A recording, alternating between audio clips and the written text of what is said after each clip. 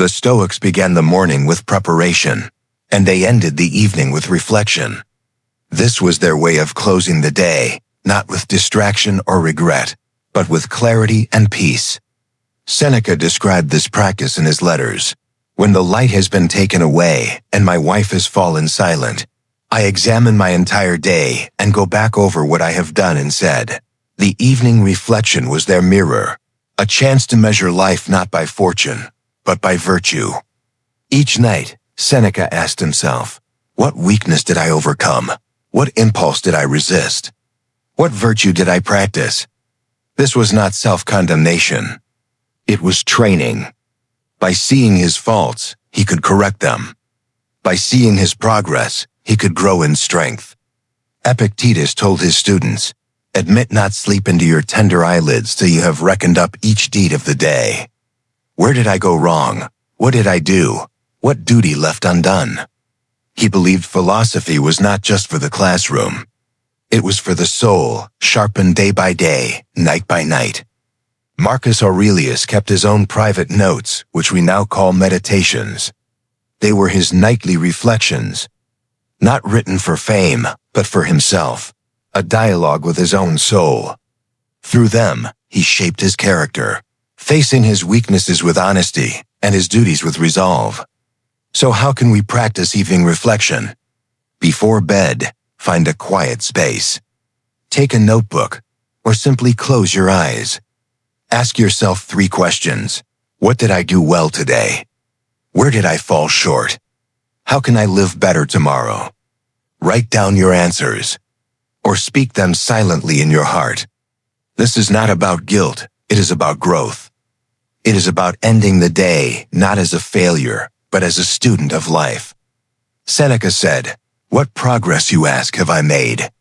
I have begun to be a friend to myself. Epictetus said, if you want to improve, be content to be thought foolish and stupid. And Marcus Aurelius reminded, waste no more time arguing what a good man should be. Be one. The evening reflection is not a burden, it is a gift. A chance to close the day with wisdom, to prepare the soul for rest, and to wake tomorrow renewed. So tonight, before you sleep, do not just close your eyes. Open your soul. Look at your day with honesty and with hope.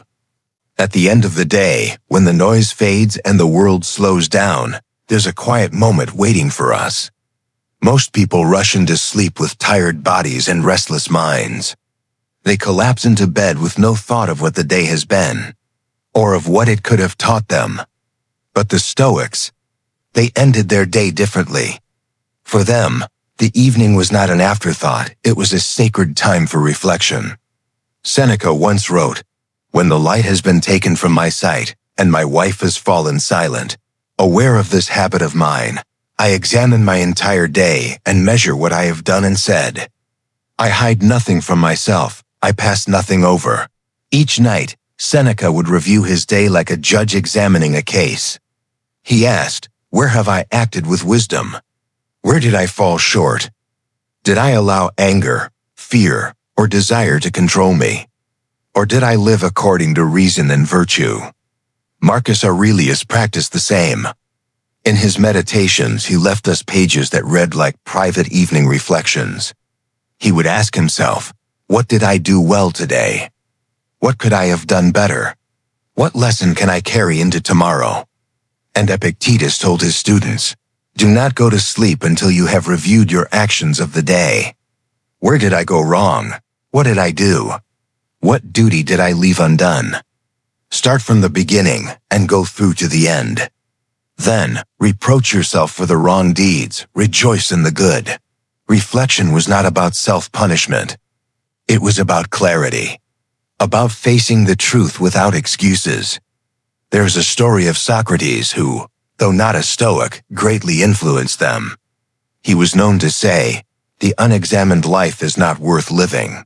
Each evening, he would converse with himself, reviewing his words and deeds. Not out of guilt, but out of love for the truth. For him, reflection was a form of self-care, a way of keeping the soul clean. Another story comes from Cato the Younger, admired by the Stoics. After fierce debates in the Senate, where he often stood alone against corruption, Cato would return home and reflect.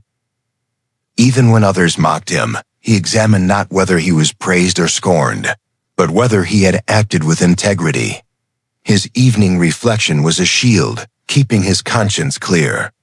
And Zeno, the founder of Stoicism, taught his students this exercise. As you close your eyes to sleep, think over what you have done.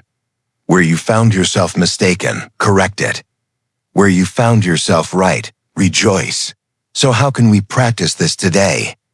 At night, before you close your eyes, take just a few minutes. Ask yourself 3 questions. What did I do well today? What did I do poorly? What will I do differently tomorrow? Write them down in a journal, or speak them quietly to yourself. Be honest, be compassionate, be consistent. This is not about perfection. It is about progress. Reflection turns every single day into a lesson, a building block of character. Seneca said, "He who has learned how to examine himself has learned how to live." Marcus Aurelius reminded, "Do not waste what remains of your life in speculation about others. Instead, learn to be content if you can act justly, speak wisely, and think clearly." And Epictetus declared, "If you wish to improve, be content to be thought foolish by others." Evening reflection is where we make peace with such truths. So tonight, before you sleep, don't rush into forgetfulness. Close your eyes with awareness. Turn your day into a teacher. Because if you can master your evenings, you will wake each morning clearer, lighter, stronger. The morning sets the tone. The evening seals the lesson. Together, they shape a life of wisdom. There is a practice in Stoicism called the view from above. It is an exercise in perspective. When life feels heavy, when problems seem overwhelming, the Stoics remind us, rise above them. Marcus Aurelius often wrote as if he were floating high above the earth, looking down at cities, people rushing, the noise of ambition and conflict. From above, all of it seems small, temporary, fleeting. He wrote, "Look down from above on the countless gatherings and ceremonies, the armies, the quarrels, all the things of earth tiny in time, tiny in place." The purpose of this practice is humility, to remind us that our troubles and our anxieties are just specks in the vast universe. As emperor, Marcus dealt daily with betrayals, wars, politics. Yet he paused and reminded himself, how small are the things of men. By rising above, he found clarity and calm. Epictetus told his students, "You are an actor in a play the author has written. The length of the play is not up to you, only the manner of your performance. From a higher view, we see ourselves as part of a larger story. Not the center of the world, but a character among many." Seneca reminded, "What is man? A tiny soul carrying a corpse." He warned not to be consumed by trivial pursuits. Imagine the sweep of centuries, our complaints are dust in the wind. Roman generals took soldiers to high ground before battle. From above, the chaos looked smaller, manageable. Fear lessened. Perspective brought courage. The Stoics used the same vision, not just for war, but for life. So how do we practice the view from above today? Close your eyes and imagine rising above your city. See the streets, the buildings, people moving like ants. Rise higher, see your country, the earth itself, a blue dot in space. From that height, do your worries look as large as before? When you return, you will see your problems with new eyes. Marcus Aurelius said, "Consider how swiftly all things are swept away. The infinite past and infinite future gape before us, a chasm into which all things vanish." Epictetus reminded, "You are a citizen of the universe." Seneca wrote, "We are born into a kingdom greater than any earthly empire." The view from above teaches humility, gratitude, and serenity. It reminds us that while we are small, we are part of something vast. So the next time your heart feels heavy, rise above. Look at your life from the stars. And remember, worries are temporary, struggles fleeting, but wisdom endures. There is a strange practice in Stoicism. The Stoics would sometimes choose discomfort on purpose. Seneca advised, set aside a certain number of days, content with the scantiest of food and clothing, and say, is this what I feared? Why would a wealthy philosopher sleep on the floor or eat stale bread? Because he wanted to remind himself, comfort is not guaranteed. If you train to endure little, you will not tremble when much is taken away. Seneca, though wealthy, often lived simply. He ate coarse bread, wore rough clothes, slept without luxury. Not because he had to, but because he chose to. He wanted to prove, I can endure this. If fate strips me bare, I will not break. Musonius Rufus said, we should train ourselves for hardship. Luxury corrupts us. Training in hardship is like a soldier preparing for war. Epictetus, who lived as a slave, knew hardship well. He told his students, when you wear a cloak, remind yourself it may be torn. His life itself was training in discomfort, and he turned it into strength. So how can we try this today? Sleep one night without your usual comfort. Skip a meal and notice that hunger will not destroy you. Take a cold shower and realize the body is strong and the mind stronger. By doing this, you learn. What you fear is often smaller than you imagined. Seneca said, a man who is prepared for poverty lives in wealth. Because he has learned to be content with little. Voluntary discomfort is not about suffering, it is about freedom. Freedom from fear. Freedom from need. When you know you can endure, you are no longer a slave to comfort. The Stoics taught mindfulness long before the word became popular. They called it precocious attention to the present moment. Marcus Aurelius wrote, confine yourself to the present. The task of the moment is enough. How much of life is wasted in regret for yesterday or anxiety for tomorrow? The Stoics warned us, absence from the present is absence from life. Each morning, Marcus reminded himself, you have been given this day. Do not waste it in distraction. Even as emperor, he rooted himself in the moment. Epictetus told his students, when walking, pay attention. When eating, pay attention. When speaking, pay attention. For him, philosophy was not abstract, it was awareness in ordinary life. Seneca warned, it is not that we have a short time to live, but that we waste much of it. Distraction, he said, is the true thief of life. So how do we practice Stoic mindfulness today? When eating, just eat. Taste, chew, be present. When listening, truly listen without planning your reply. When working, focus on one task, not 10. Catch your mind when it wanders. Gently return it to now. Marcus Aurelius said, give yourself fully to the task at hand, as if it were the last you were to do. Mindfulness is not a luxury, it is a necessity. Because the only moment we ever truly have is this one. There is a powerful Stoic practice called the last time meditation.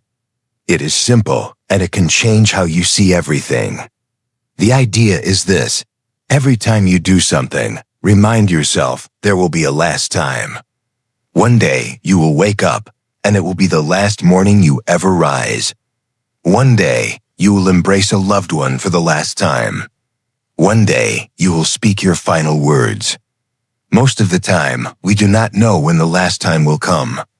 So the Stoics teach us, live each moment as if it could be the last. Marcus Aurelius wrote, you could leave life right now. Let that determine what you do, say, and think. To him, the last time meditation was not gloomy, it was liberating. If this could be your last day, then everything becomes precious.